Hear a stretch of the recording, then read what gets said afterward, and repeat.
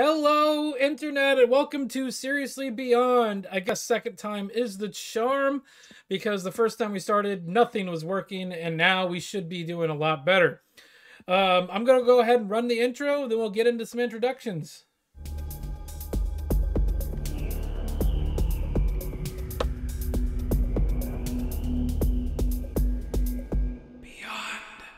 Hello, my name is Ike. I am from the main Seriously Cast podcast. It's on Saturdays at 6 Pacific on our YouTube channel. You can find it at seriouslycast.com. But if you're already here, you already know where we're at.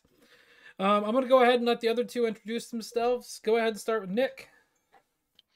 I'm Nick. I like weird shit and hanging out with my friends on this crazy shit that we're doing right now. So, welcome. Hi, I'm Teresa. I'm really interested in the paranormal and everything like that. I grew up kind of like loving it as a child and just want to explore more stuff. And this is the way I can just hear it, more about it, and talk about it with friends. So I'm here. Awesome. So this month, excuse me, we're posting a little late, but it's fine. We're still within the month of January. I don't care. We are going to be talking about haunted places in Oregon. And Nick is the one that compiled these three links that we're going to be talking about today. I didn't spend a whole lot of time going through the first two. The third one I spent some time going through. This first one that we've got here, I've noticed if you look, it looks like it hasn't been updated since 2008. Like there's 2005 on here. It's kind of like a similar story for a couple of different websites that I used to frequent back in the day when I was doing ghost hunting regularly. These places haven't been updated. One of them is completely gone, which sucks. Strange USA, I think it was called, but it's gone. And it was a really good resource. People could post their own experiences and stuff, but well, we have what we have now, unfortunately. Yeah, Strange USA was cool because you could go there and look at different places, like where you're at, and it'll give you a list. Oh, that's and cool. People could rate how scary they were or how interesting they were. It was awesome. Why don't we just make our own? Yeah, that's fair. That'd be a good idea. Well, I noticed. We can go on the. Sorry, go ahead. We can go on the Wayback Machine and take a look at the old website, and we could maybe reproduce it. Yeah, it wouldn't be that hard. Do bring back web 2.0. Oh yeah. No, I'm thinking like maybe make it like a Wikipedia style thing where anybody can go on and edit it, but then there's moderators that go on and make sure everything is legit. Yeah, that's kind of how it was, but less moderation. It was okay. It was pretty cool. No, I was gonna say I was noticing on the bottom of this website here, copyright 1998. Yeah. Ooh. Shadowlands is an old website. I feel like there's let's see, this website is older than 9/11, and so 9/11 is almost old enough to drink now. So this website is definitely old enough to drink. The thing is, though, even though it's a rather old website, there's still a lot of information on here. Yeah, totally. I mean, Oregon is no stranger to haunted or weird shit, that's for sure. Yep, there's a lot of stuff that's been going on in this state, and this, as far as the state is concerned, it's not very old compared to a lot of other places, but there's still a lot of history here. Yeah, there's a lot of particularly violent deaths that happened in Oregon over the years. I mean, shit, the first death recorded in Columbia County, where I live, is a guy getting smashed by a tree. That's pretty violent death. Oh yeah, you were talking about the first time we kind of sort of talked about this topic a few episodes, like at the beginning of the podcast when we first started. No. All right, we'll talk about it again. Yeah, totally. Like there's a plethora, according to this website, there's a plethora of information and places that we can talk about. Yeah. I mean, lighthouses. Lots of lighthouses.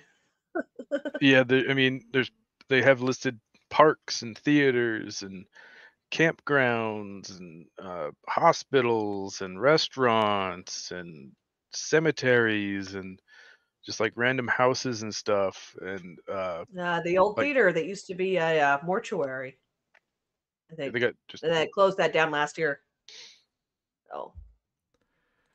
I can't I love highlight. too how I can't highlight anything on this fucking website. Hard for yeah, me to you see also it. try to middle click and scroll like that. You have to hold it, or otherwise it just, oh no, it works on yours. What are you using, Chrome? Yeah, I'm on Chrome. I'm on Firefox, of course. Fucking thing doesn't work for Firefox. Well, this website was designed for like Netscape Navigator, like in 2000. Yeah, but then it should work with Firefox, because Firefox is the next iteration of Netscape, right? Well, what's the one that Apple computers used? Oh God. Maybe this was actually designed for AOL. we got a Net Zero or whatever that is. Like you get the let's talk about. You get the disc. We can talk about cursed and haunted things. How about the curse and haunt of AOL? Oh my God. There are people that still have AOL email addresses. Yeah, I know a few people. I know a few people that have those. And I always judge people when they have like Yahoo email addresses too. But there's something wrong with Yahoo. I have a Yahoo. Well, yeah, and I judge you every fucking time. Shame, shame, shame. Okay, is there anything on this? Is there anything on this list that we want to specifically talk about? Oh, specifically, no. This is I can't read it. I can't really see it or read it. This website has the Westgate Cinema in Beaverton on here, and that place has new developments on top of it as of like 5 years ago.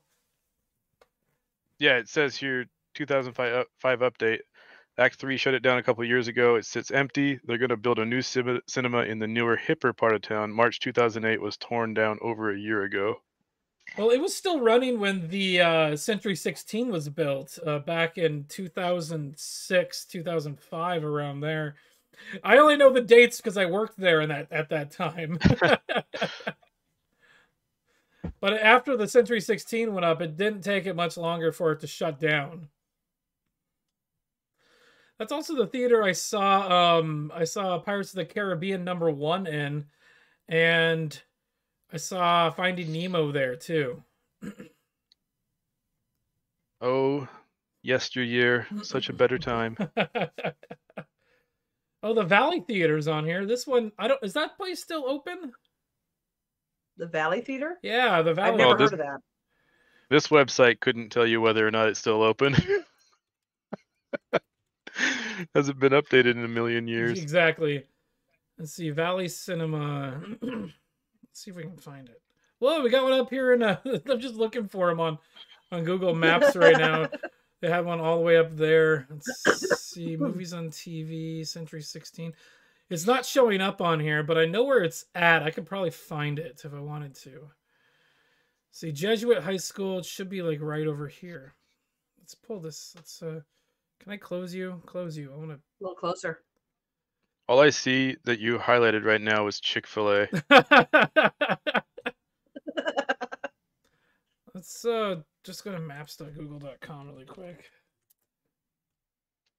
Everybody's going to know where I live because it's going to have things marked on here. I mean, this list is not even comprehensive either. Like, it's only got 2 places in Astoria listed, but if you go on to some of the Astoria tourism shit, I think I've seen them talk about other places, but Astoria, it's a rather old. There it is.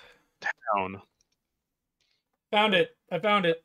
That's a fucking small theater. It's got one big auditorium in the back, and there's 2 smaller auditoriums that were converted from the balcony section. It looks like it's got a for sale sign in the window. Closed, new business coming. New business coming. I think they were going to be doing VR in it, and so they were setting it up as a VR theater. God. I saw 2 movies here. I've seen 2 movies here. I know I saw like The Last Samurai here, and then something That's a good movie. Else that I can't remember. I'm not a. You know what's really sad is that Tom Cruise, all right, he's not. I don't consider him to be a good actor at all, but a lot of Tom Cruise movies are actually good. Well, yeah, he's in some great bangers of films. Yes, I said bangers. And it has nothing to do with him. It has to do with his co-cast.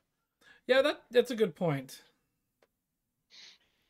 Talk about haunted stuff. Every single fucking Tom Cruise movie is haunted by the ghost of his horrible teeth. Oh my god. The tooth right in the middle of his face. Hold on.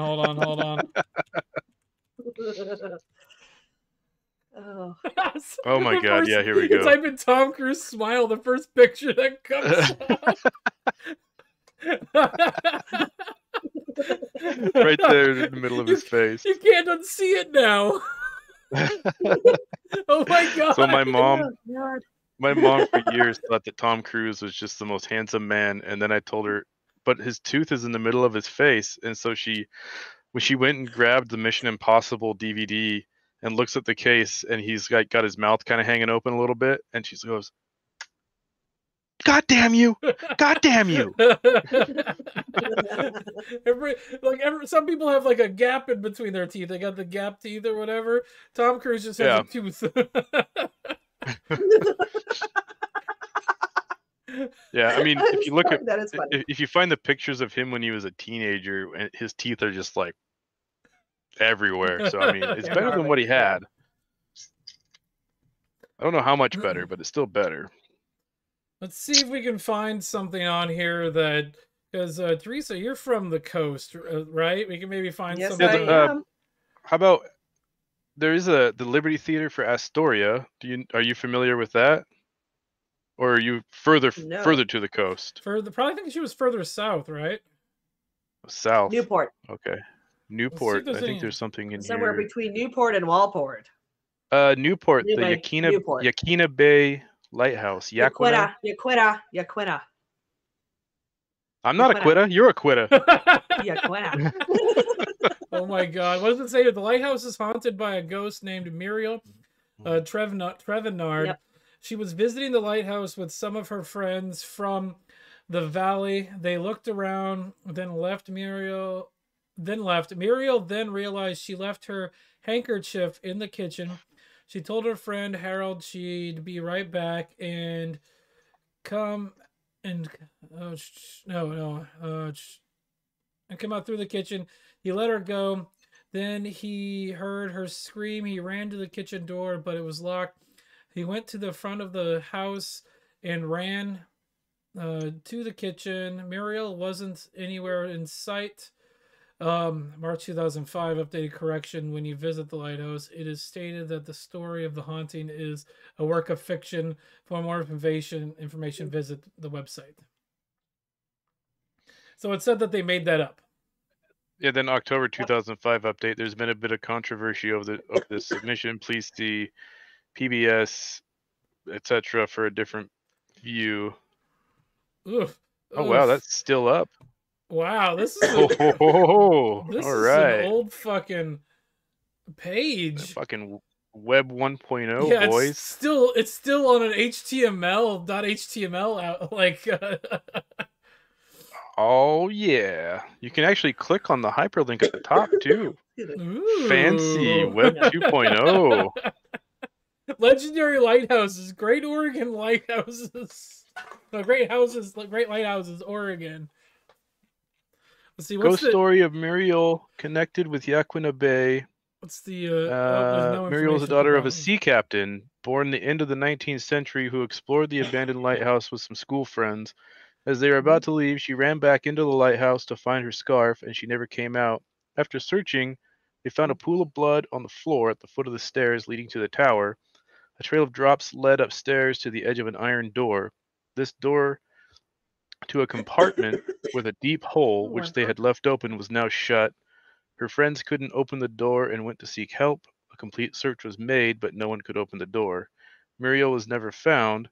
There was a rumor that someone lived in the hole and had murdered Muriel. Some people insist they've seen her ghost. According to Jim Gibbs, a fictitious story written by Lishan Miller in an 1899 issue of Pacific Monthly entitled The Haunted Lighthouse was the source of this ghost story. Wow. Jim has a reproduction of the article, etc., etc. And according to Gibbs, this continues to be a modern-day ghost story. Members of the Coast Guard ANT team testify to the fact that mysterious things have happened on their watch.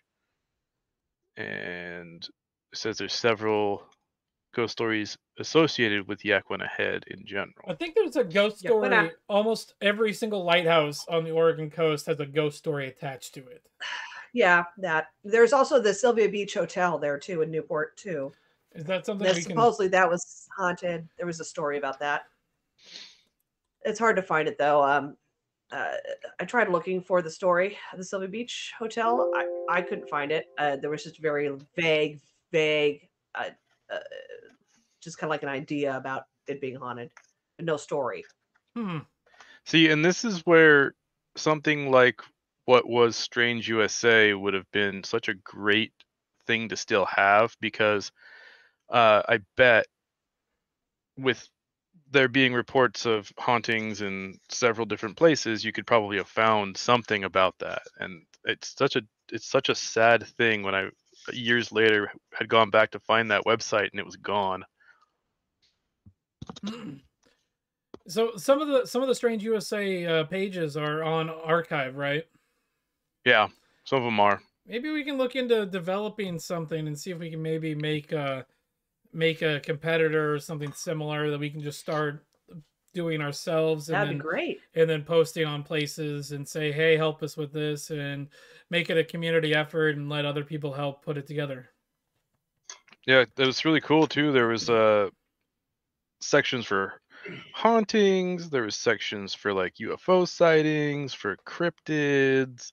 There was like each page for a location. You could have discussions on it, and then there was just like a general forum. It was pretty legit, man. For a like Web 2.0, Web 3.0 website, it was pretty badass. But not as badass as this Web 1.0 Shadowlands website. This is like what I want every single one of my websites to look like. Oh, here, Portland, the downtown Burger King. I wouldn't doubt it, man. There's been so many shootings from, like, if you go back to the 70s and 80s in Portland, oh my god, it was violent times. Yeah, back when all like the actual white supremacists were roaming the streets. Yeah. The Panthers. Yep. Yeah. That was back in the 60s. I believe. 60s, the Panthers 70s, were the white supremacists? No, there was a contingent of Black Panthers. There was another. I believe there was a contingent of Black Panthers in Portland, but there were. I know for a fact in St. Helens, there was a contingency of, or not contingency. What am I looking for? The word, like a group of the KKK, that actually met at the restaurant that still exists called Cozy Corner, and it's spelled Cozy Corner Cafe, all with K's. And it still is. And they would meet in the back room, back behind where if you walk into the front door, there's this main bar area for like the breakfast bar and stuff. And there's a room out around the back of that where they would meet. Wow. Interesting. Yeah. Oh fuck! I saw you looking up McMenamins. Every single place. Almost every single place has a story. Like they actually, yeah. When they seek them out to buy them, they look for places like that. Mm-hmm. I was hoping in St. Helens that they would have bought the well, it's being developed into something else now, but the Klondike. I was hoping that they would buy that, because the Klondike in St. Helens has got just tons and tons of history and activity that's supposed to be happening there. And it'd be nice to have a McMenamins closer than, Hillsborough. Yeah. Well, is that the White Eagle you got? Yeah, that's the White Eagle. I've actually seen my buddy Justin, his band has played here. I've seen them play there like 3 times. Generally, it's sold out. But That place is really small. It looks small. So people always say they feel somebody push them down the stairs, I guess. I don't know. At this one, what does it say on that? I don't know. I have never been in there. I've never seen stairs. Website. Let's see. White Eagle. Oh. Here it is on the Shadowlands website. A stairway is haunted in the kitchen area off the office area. That's really poorly written. The manager has gotten trapped there by various cleaning equipment. So things fall in front of a door, apparently. The stick just goes right through the handle, you know. Yeah, like, yeah. Here, let's since we're on the topic of McMenamins, we can talk about this one for a second here.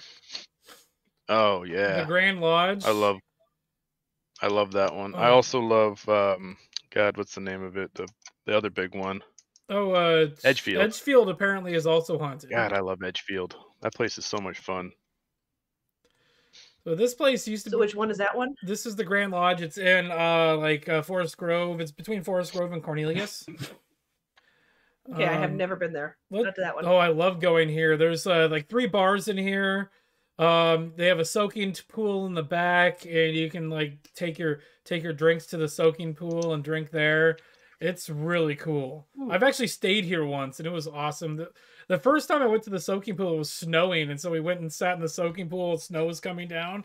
It was awesome. That's awesome. But let's see here. I wanted to pull up on here the Grand Lodge one on here. Here is. They have it on the Wikipedia page. Originally established as a Masonic lodge, the disembodied voices of children laughing, as well as the apparition of an elderly woman, have been observed by staff. So that's what they have there. The reason that I think that there would be children laughing is because the building next door, if we zoom out, the building next door was like an orphanage over here. This building right here was like the children's cottage or something like that. It's got a specific name for it, and I don't remember what it's called off the top of my head. But I'm sorry. I wouldn't be surprised if there was other shit that happened at the Grand Lodge. I mean, when it comes to places where weird shit happens with the Masonic Order, man, there's always some weird shit happening around those guys. Let's see here. Where did I put that? There it is. I think it was also a sanitarium at one point. I don't think that's correct though. But I have in my stuff that I inherited from my grandfather, I have a book of old newspapers from 1922. And so this one is dated June 15th, 1922. This is from the Portland Telegram. Masonry dedicates home for members. So this is an article detailing the dedication of the Grand Lodge itself. And so like this just goes through and just says that they dedicated it, and like the Grand Mason from the Masonic Order was in town for like a week or something like that, and like just talks about the school. Actually, this doesn't talk about the school next door, but in the Grand Lodge wiki article, it talks about that. It's not a school. Yeah, it's saying that it was children's cottage built in 1926 to house orphans, and then it closed in 1928 after conflict between the children and the elders. Like, what the fuck is that all about? Like, what were the kids like sneaking over and like stealing drinks, or just coming over and like a marauding gang of children beating up the Masons? See, we got Grand Lodge history, so we got like a timeline here. Actually, it was open in 2000 for when it turned into the Grand Lodge for McMenamins. 1999, Jennings McCall II in a new Grand Lodge office meeting facility. I'm going backwards. Oregon Lodge, blah, blah, blah, blah. Cottage, Children's Cottage. Yeah, there's the 89, whatever, blah, blah, blah. Don't care anymore.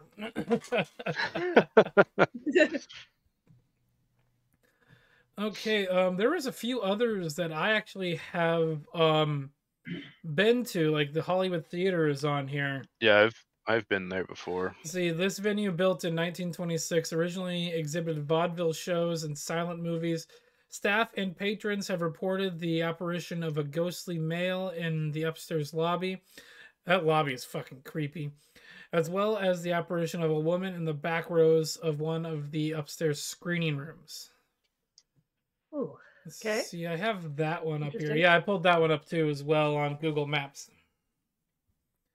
So I just kind of want to show people what this place looks like. This is like an ornate theater. And you can tell it looks like they updated it in like the 70s or 80s at some point. Yeah. That color scheme. Oof. That's actually the place where I first saw Repo the Genetic Opera. Ooh, I haven't seen that in a while. I think I went there with one of the guys that we used to work with. I can't remember his name, but he was obsessed with that. I've seen several like kung fu movies here, and I've seen Silent Night, Deadly Night at least 3 times in this theater. And I saw Henry Portrait of a Serial Killer in this theater as well with a buddy of mine. That movie's fucked up. Like, yeah. Never seen it. Have you? It's depressing to say the least. Yeah, this one right here, the next one on the list under Hollywood Theater, the Embry Farm, the Cornelius Roadhouse. Oh, okay, yeah. I go there. Fuck, we go there a lot. I like going there. They have the white shed, and I like going there and smoking cigars. Yeah, we just like to go there because we like how they have that big central bar in the main building. It's pretty cool. But the haunted place is actually the farmhouse that's on site. That's there. So where's this place at? It's off of Cornelius Pass Road, right off of 26. Yeah, well, if you know where Fred Meyer is, it's like right there. See, this is the house that's supposedly haunted over here. Okay. And if we like zoom out, we can actually look at the place because it's got the hall over here. Like that's the main bar. And then they have the farmhouse that's over here. That's the Embry Farm. I've actually done a ghost hunt there at the farmhouse. Oh, cool. And when I was a kid, we did like a end of T-ball season, like pizza feast or something there. I remember. And it's interesting, if you go up to the second floor there's another staircase that goes up to the third floor, the attic. And at the top of the stairs, they keep it dark on purpose, but there's a painting of a little girl in a white dress at the top of those stairs. Oh, yeah. Just to kind of fuck with people. Good. That's awesome. Let's actually, since we're on McMenamins, let's pull up, what was the other one? Edgefield. Yeah, Edgefield. That place is so much fun.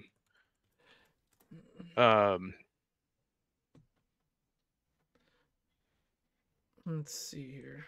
Well, now, unfortunately, to go to Edgefield and see a concert, they have banned people who are not vaccinated. So you must be vaccinated now to go see a concert. So it does, they kind of, if you can catch it anyway, they don't treat everybody like they could get it. Basically, vaccination, yeah. They're losing a lot of customers. Well, there's a whole tangent that we can go on with that. Yeah, totally. The people, unfortunately, yes, with the vaccine catching the new stuff and it being 100 times worse than if you don't have it. If you don't have the poke. There's a whole animal that we can uncover on that one. I don't know if I'm supposed to talk about it, but I'm going to mention this. We're not going to talk about it. No, my co-host. But just let you guys know, to go to these places, a lot of these places, check the vaccination stats. My co-host on the other podcast, Scott, he has coronavirus right now. Let's see here. What does it say on this about Was it even About on here? Edgefield? I don't think it says anything about Edgefield. I think Edgefield might have been on the Shadowlands one. Mm. Yep, there it is. Found it. Be the most haunted one, I think. It's got Edgefield on here. Troutdale, Edgefield. The complex is now owned by the McMenamins brothers, and they run this as a vineyard/brewery/restaurant, B&B. However, its original use was that of a poor farm, and then later as a nursing home. It is said to have strong activity above the wine cellars, which was once the morgue, and in the cellars themselves. McMenamins even post some of the hauntings in their pub/hotels on their website. So if you go onto the Wikipedia, it's just listed as the Multnomah County Poor Farm.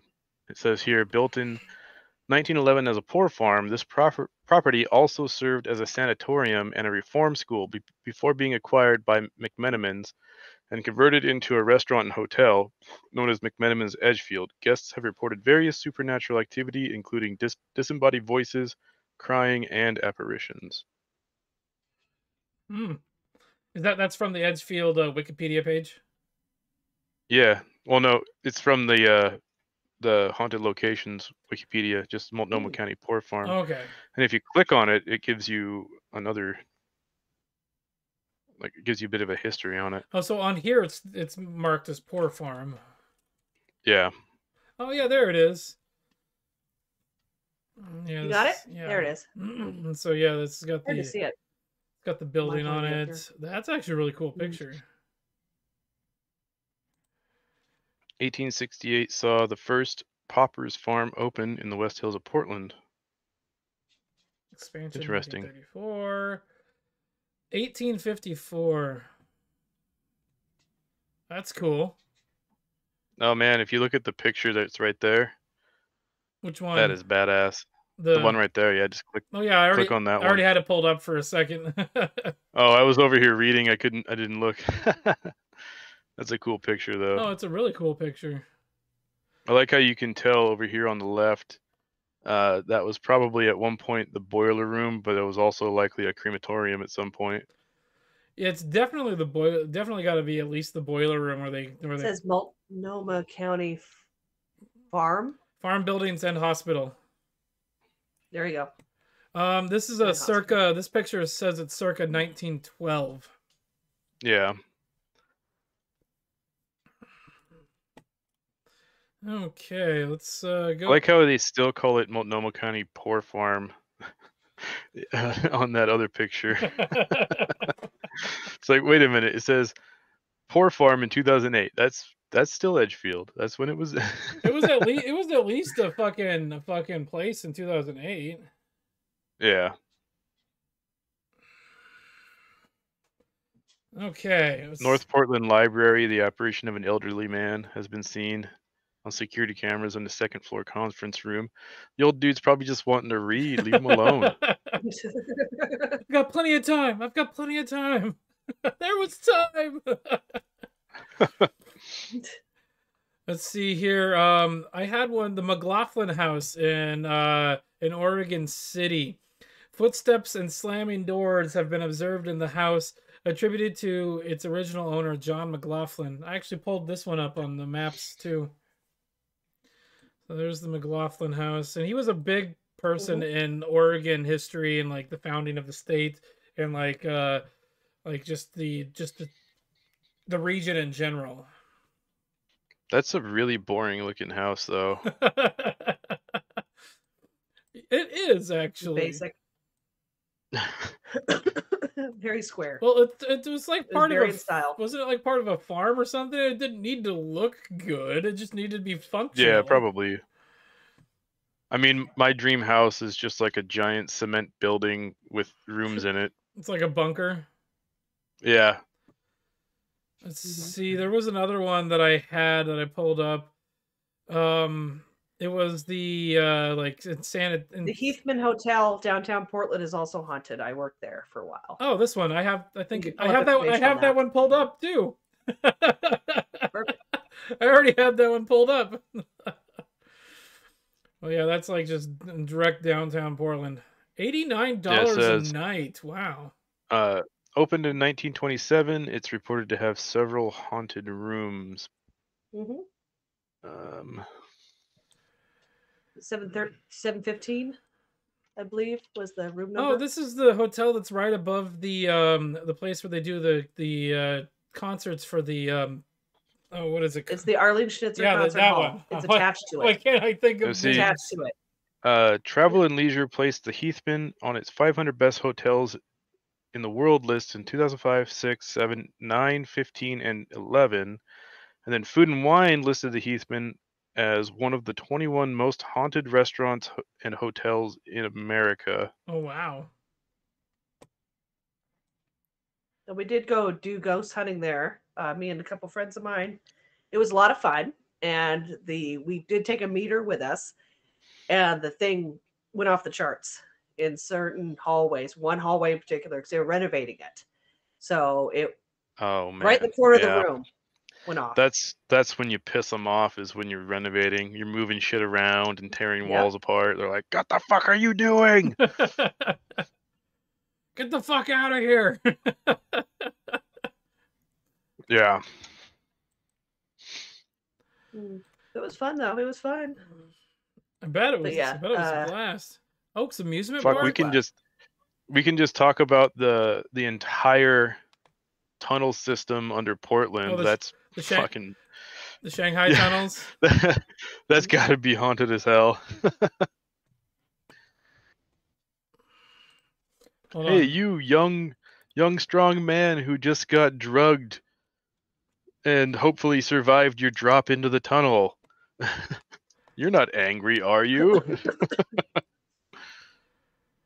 What's weird is that the Benson Hotel down below has a giant fireplace that nobody sees because it's way down there. The elevator, you're not supposed to go. You go down there, and it's a giant fireplace. I heard some people actually talked about going through it, going down it. Like, it goes on forever. They said the air quality gets really harsh in there. But there's a huge giant tunnel with a huge giant fireplace. That's down below cool. the Benson Hotel. There's the Benson Hotel. I found a picture of it. Right there. That's the one. That hotel is named after Simon Benson, who was also a big person in the Portland metro area. In fact, those stupid little drinking fountains that nobody uses are called Benson Bubblers. I'm sure that they were useful at some point, but after homeless people started pooping and peeing in them. So yeah, anybody that knows Portland knows these. Yeah, but they were built in like what year were they built? Let's look. I'm gonna look that up actually. Is there a Wikipedia? There is a Wikipedia article. 1852 to 1948. That's Simon Benson. But well, the nice thing is that they were built. He donated $10,000. With brass fixtures, so brass is one of those things that's antimicrobial by nature because of its conductivity, thanks to copper. Yeah, so the more conductive a metal is, the more antimicrobial it is. It's pretty cool. Cool. I still wouldn't drink out of one. Yeah, not when there's, homeless people vomit and poop and stuff in them. I was they have one over by Providence Park, and I used to take the bus around there, and I'd watch the stupid fucking rock doves, the stupid pigeons, and they're bathing themselves. I'm like, okay, yeah. And then one time I rode my scooter through there, and I watched two homeless people fighting each other with knives. they were in the middle of the street. I have video of it. That's amazing. Let's see, another one on here on the list was Oaks Amusement Park. Oh yeah, Oaks Park is supposed to be just haunted as hell. Known as the Yeah, but where? Hold on, why? I'm gonna read it. Known as the Coney Island of the Northwest upon opening in 1905. Patrons have reported seeing the apparition of a lone child in vintage clothing there who disappears before their eyes. That's where, though? Yeah, I don't remember what they were talking about. I went there a few times when I was in the Corps for Family Day, and one of the hosts that was there for our group was talking about how, there were different hauntings around the area, and one of the big ones that she talked about was the skate rink was supposed to just be haunted as Of fuck. course, the skate rink would be haunted. Oh wait, turn back. That right there, Bonanza, that is so much fun. Yeah, Holy shit. the shooting range. Yeah, so when you have the whole thing filled with Marines, the only thing you hear is ba-ding, ba-ding, ba-ding, ba-ding, ba-ding, ba-ding, ba-ding, ba-ding, ba-ding, ba-ding. just constantly hitting it. Yeah, like it's the noisiest thing in the world. My dad came over on family day with us, and he was sitting there going, I don't know how the fuck you guys can even tell what's going on. There's just so much noise. This hasn't been updated in forever because this ride doesn't exist anymore. This used to be the haunted mine ride. They turned it into Lewis and Clark's Adventure, and now it's just like some sort of picnic area.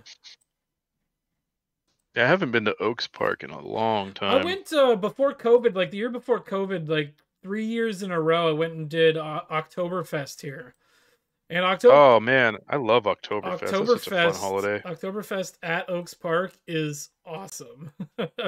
Yeah, the last Oktoberfest I went to before COVID was out in Battleground, and they throw one hell of a fun Oktoberfest. Let me tell you, that sounds awesome. It does. Yeah, awesome. the Northwood Public House. They oftentimes have this badass polka cover band called Those Darn Accordions, and they take like classic rock music and turn it into polka music, and it's the most beautiful thing you've ever heard. Oh, there was that one year, Teresa, that we went into to Oktoberfest. Yes, they were badass. Yeah, that was a lot of fun. Good. This has the old roller coaster on it. They have a new one that opened like 2 or 3 years ago. Okay, let's get back on topic here.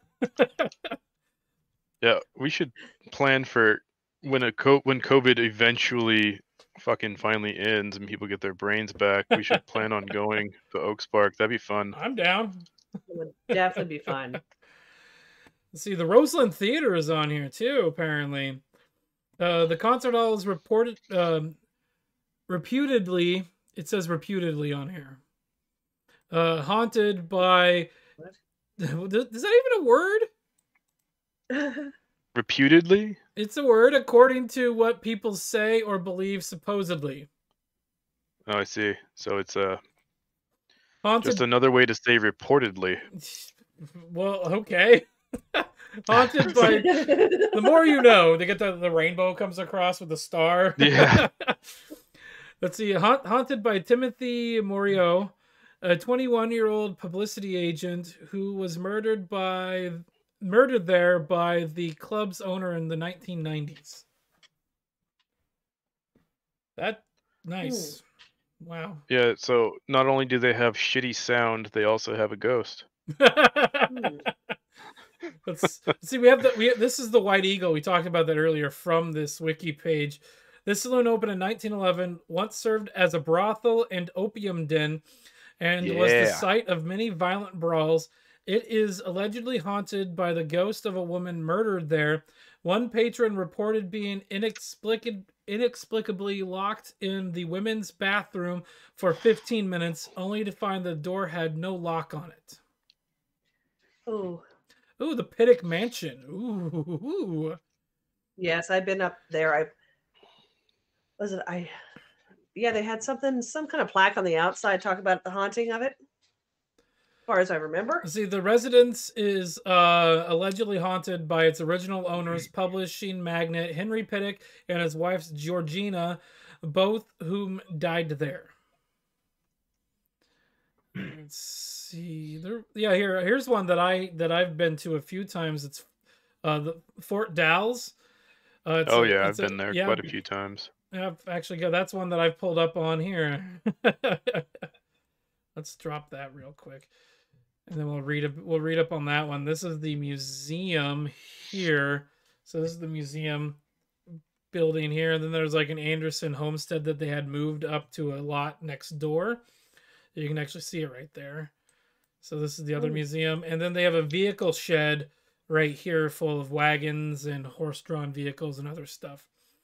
But on here it says contemporarily a museum. This post was used as operational site for violent clashes between pioneers and Native Americans, and apparitions have allegedly been observed on the property.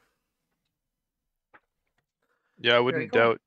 I wouldn't doubt any sort of like former pioneer or military installation being haunted as hell.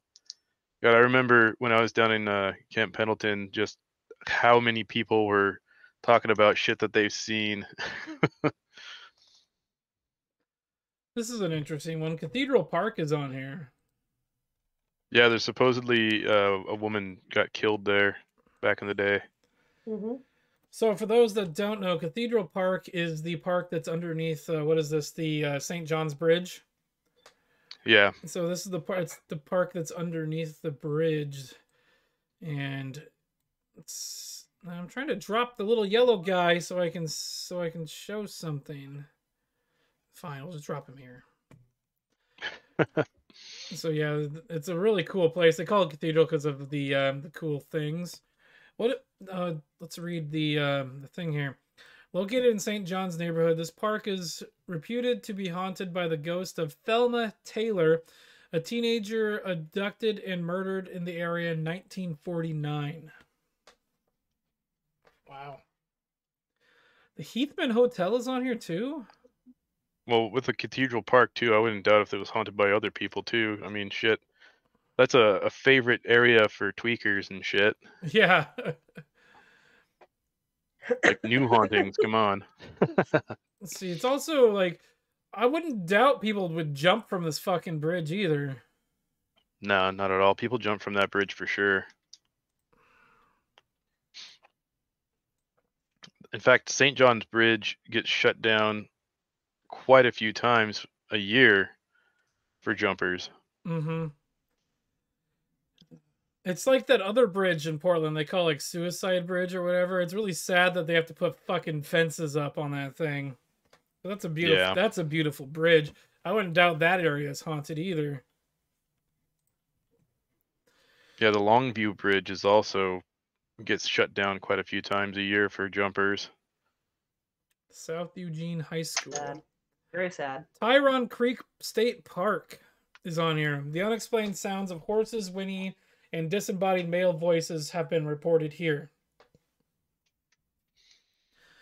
Let's see. White Eagle, we already talked about that. Embry Farm. See the history of Tyron Creek real quick. 1850, Socrates Hotchkiss Tyron Sr., pioneer settler, established a donation land claim at the south end of the canyon. 5 years later, he died, leaving the land to his wife Frances. The land then passed to other relatives, including Socrates Tryon Jr., who sold the 645 acres in 1874 to the Oregon Iron Company. For nearly 25 years, the company logged virgin cedar and fir to use in its foundry in Lake Oswego. Its logging road later became Old Iron Mountain Trail in the state park. Interesting. I guess it's just been like a major logging site for a long time. Which logging, that's lots of deaths. Mm-hmm. Lots of deaths. It was not a safe profession. It still isn't a safe profession, and they have a lot of safety equipment still. I mean, people die all the time logging. Well, here's the parking lot and the nature center, apparently. Whoa. Oh, okay. Just from a different time they drove through. So yeah, I've driven past here when going to Lake O, but I've never been to this park before.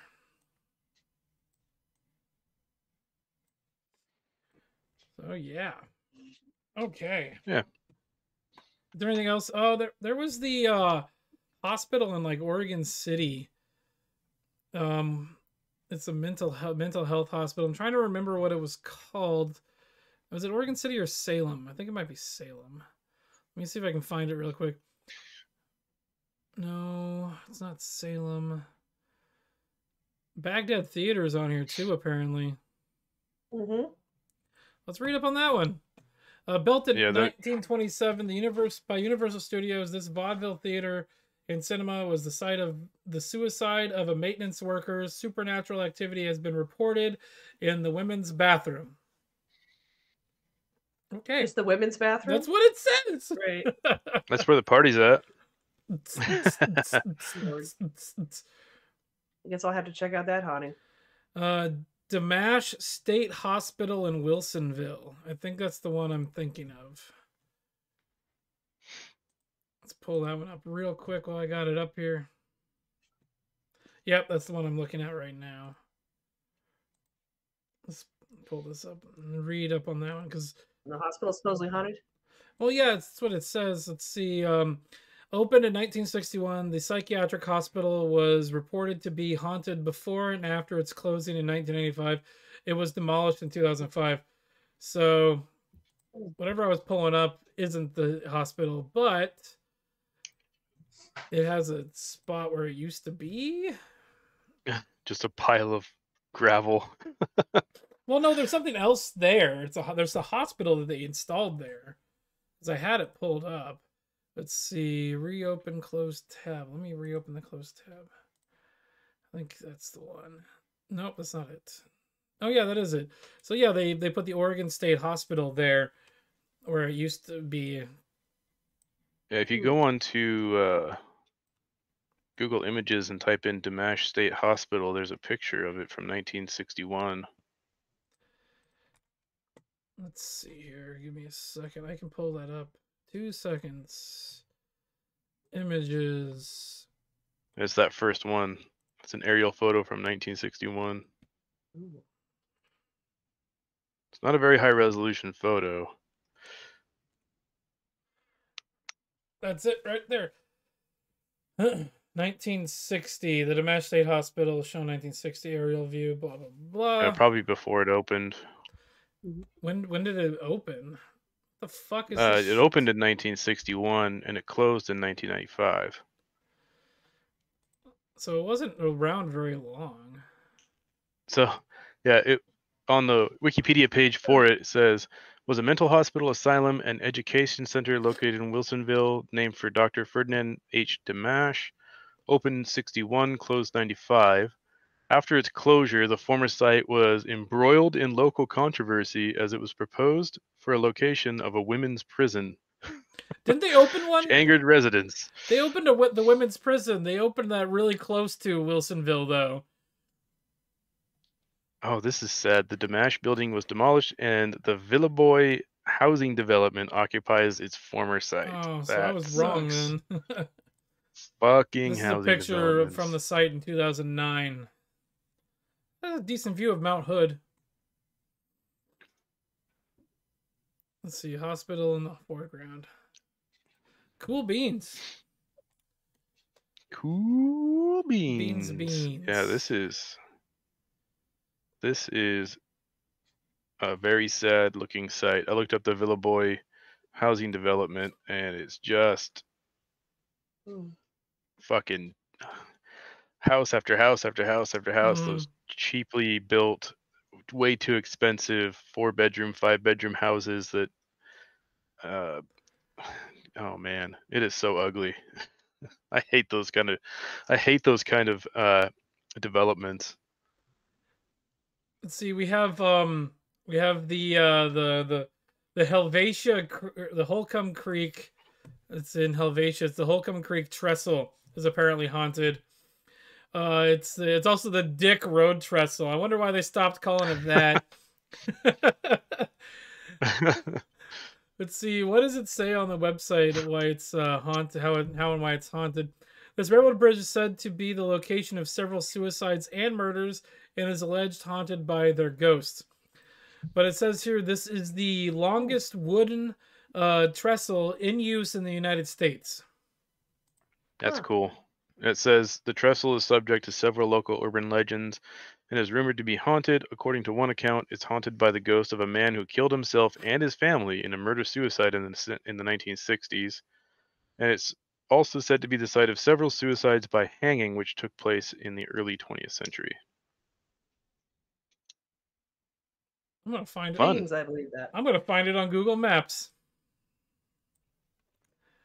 Just because I can.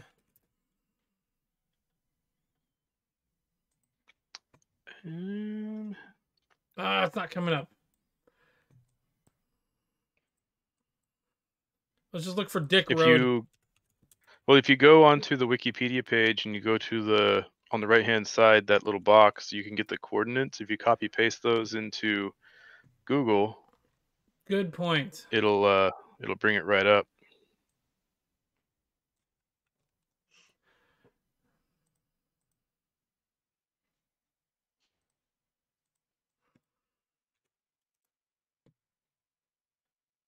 That should be it, correct?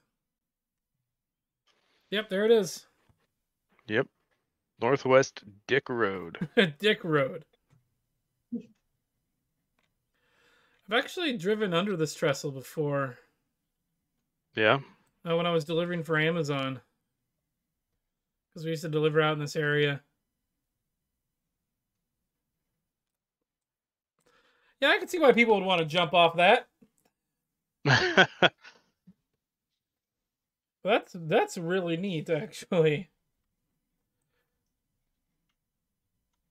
Oh, there isn't anything we can. There's no. Yeah, you can't drop your guy down there. The little yellow guy can't get dropped. Oh, I wanted to see Dick Road. Okay. Is there anything else we want to talk about? This is a subject that you can go on for just hours and hours. Oregon is not a place where haunted stuff is uncommon.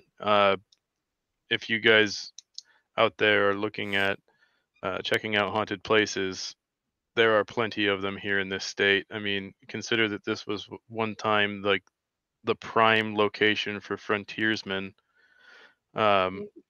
This place is probably covered in just disembodied apparitions everywhere. Fuck, especially I wouldn't hiking trails. Yeah, I wouldn't doubt it if you were to, be taking a dump and there's probably a ghost underneath where you're taking a dump. You spit, there's a ghost there. Fucking pretty much. I mean, it's not anything like the, major battlefields of the East, but man, we got a lot of loggers and frontiersmen that died out this way. Same with a bunch of natives and tons of Asians. Well, I just saw one on here for Lincoln City that seemed interesting. It's Silence Bay, Lincoln City.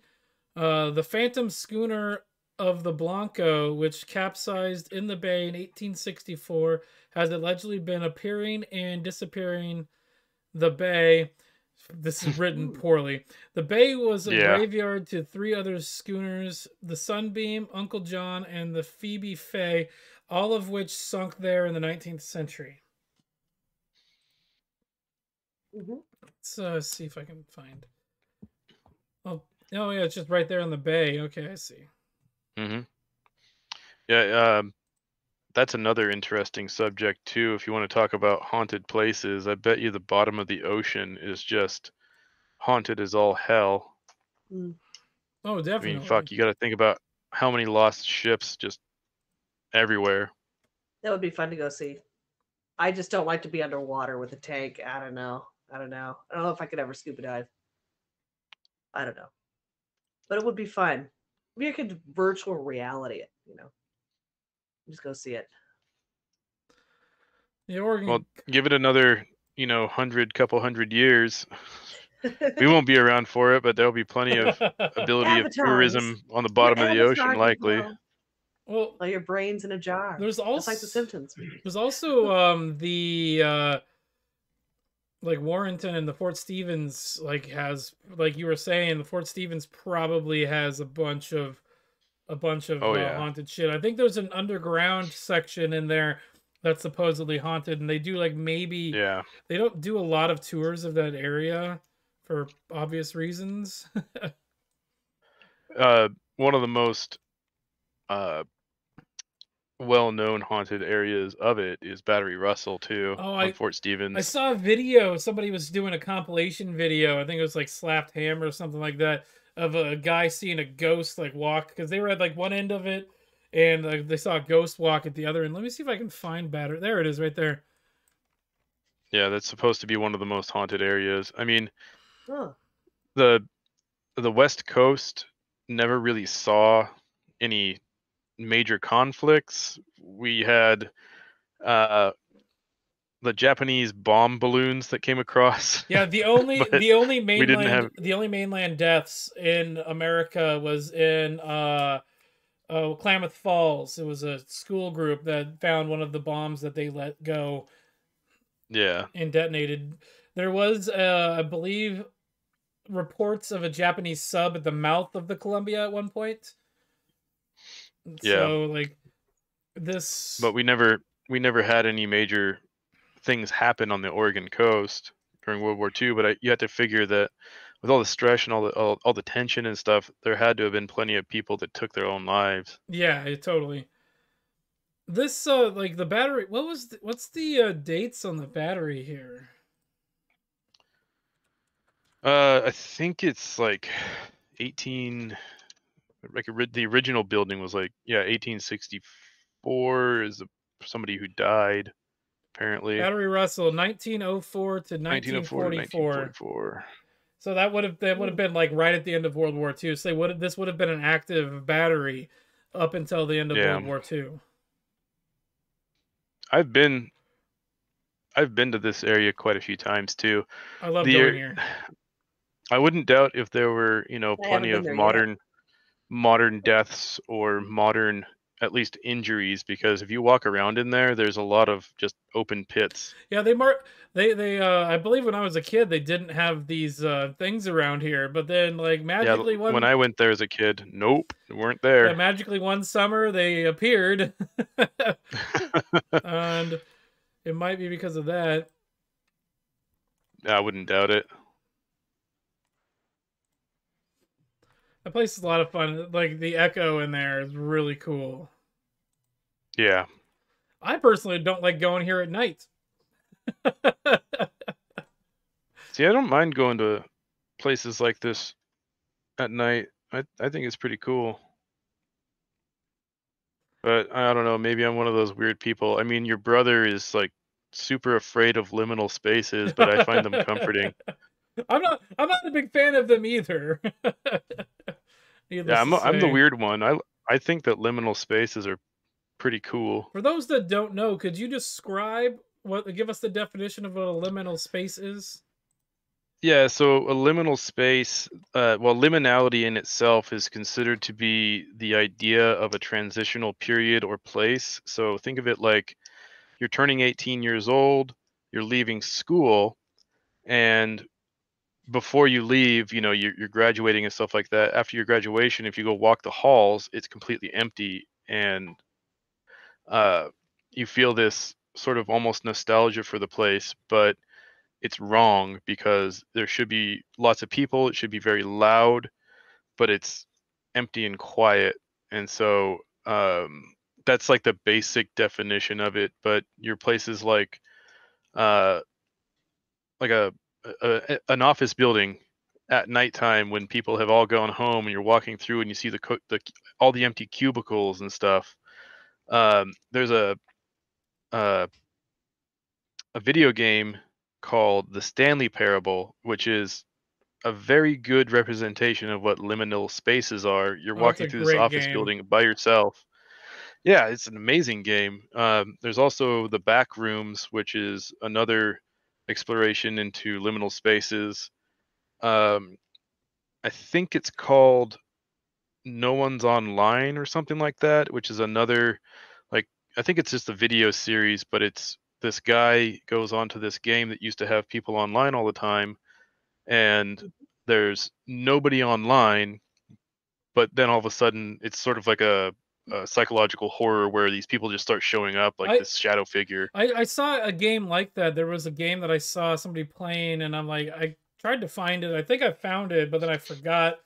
but it was a game where it was supposed to be a game that people had played, and then the developer shows up and is like, "You can't be here," and then weird shit starts happening.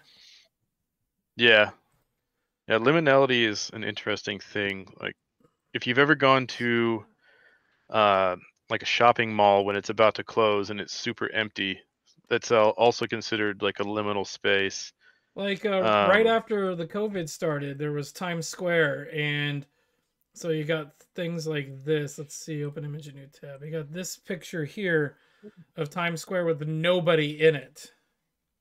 Yeah, there's pictures of Shibuya Square, which is often considered to be one of the most busy places in the world, in Tokyo, of it completely empty, and it's just like the oddest thing. Because Shibuya is just like bustling night and day, but there's once in a while you can find images of it where it's completely empty. But I think my favorite experiences of liminality was when I was a kid, and my mom would be she used to work at Intel, and she'd have to work late because she was like the head admin of her section, so she had to do all the filing and all the scheduling and all that kind of shit for all the bosses and stuff. And so when I'd go to work with her, we'd have to stay late, and all of the cubicles were empty except for hers. And so walking around on the floor at Intel, it was just so strange because, you know, just an hour or two before, it was full of people taking phone calls, talking, and just doing stuff. And then all of a sudden, it's just empty. And also, I don't know if you ever worked the shift to 11 p.m. at Stream. Oh, I did. Yeah, remember when you'd get ready to leave and it's just completely empty. And it's silent. You're like the closing shift, and like sometimes you'd be on a call and you have to be there like 40 minutes after everybody else, and you'd be the only poor SOB that's on a call. Yeah, and then you get up, you look around thinking, "Oh, I'm gonna chit chat before I leave. Oh, fuck! All right, there's nobody here." I think also another favorite is if you go into a lunchroom of any school, any business, like anywhere, if you go into a lunchroom and it's just empty, that's like one of my favorite liminal spaces, because when you think of a lunchroom for, like, let's say an industrial place, right? They have shifts where people will go to lunchrooms and they will be constantly full of people because everybody takes their lunch at a different time. Mm-hmm. But then you find one that's empty and it's just the strangest, like like a food court. That's a really good one. Yeah, empty food court. Yeah. A lot of people find these spaces like this to be very uncomfortable, but I think they're great. Yeah. Oh, well, we've been going for a little over an hour. My legs are starting to kill me. I need to stand up. So there. I think it is time we end the chat yeah, here for tonight. I think we're good for the day. Until next time, guys, stay weird. Yes. Be sure to like, comment, and subscribe. If there's a topic you'd like us to talk about, please email us seriouslycast@gmail.com, or put a comment down below, please. And I guess we'll see you next time. Is there anything you guys want to say before we go? Yeah, just one more thing about the liminal spaces. They're often, like, when you go into places for ghost hunts and stuff, you will experience that feeling that most people feel in a liminal space, because when you go ghost hunting, it's empty. So like that feeling goes hand in hand with ghosts and haunting and stuff like that. So just keep that in mind. If you're uncomfortable with an empty liminal space like that, that's probably not for you. It's potentially also one of the reasons why people feel uncomfortable in supposedly haunted spaces, because of that feeling. Yeah, sure. Absolutely. Okay. Teresa, you got anything? Nope, that's all right, cool. I think we'll see you guys. Bye, have a good night. We'll see you guys next month. Stick around for a couple seconds because you guys are going to stay on screen while the outro plays. Okay. Bye. Okay.